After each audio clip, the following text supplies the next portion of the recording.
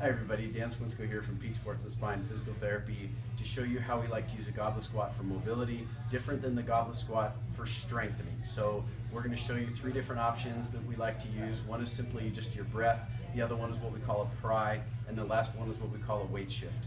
Keep in mind that when we're doing this for mobility, the weight is meant to assist you to greater depth, not to make it harder to go up and down.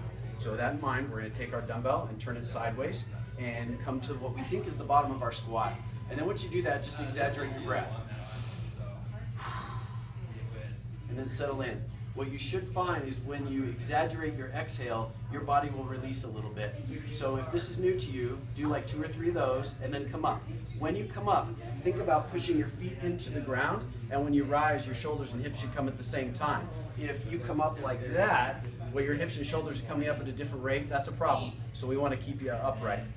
Also, if you pay attention to the 2 contacts of the dumbbell, you should have your both contacts, the top and the bottom one, in contact with you all the time. If you have them at the top, but not at the bottom, you're starting to move in a way that we're not trying to get, okay? So keep it upright.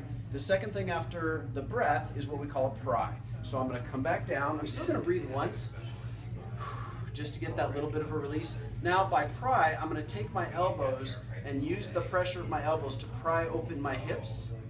Hold that for a few seconds, and then settle back in. Again, I'll probably do 3 of those, and then come right back up.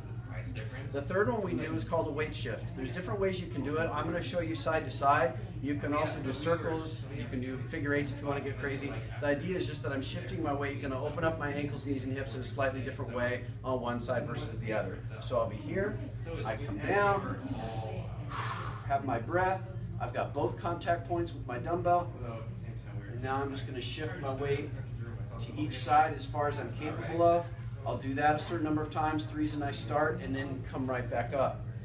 You can also combine them, so you can do a breath, a pry, and a weight shift. 2 or 3 breaths, 2 or 3 pries, weight shifts.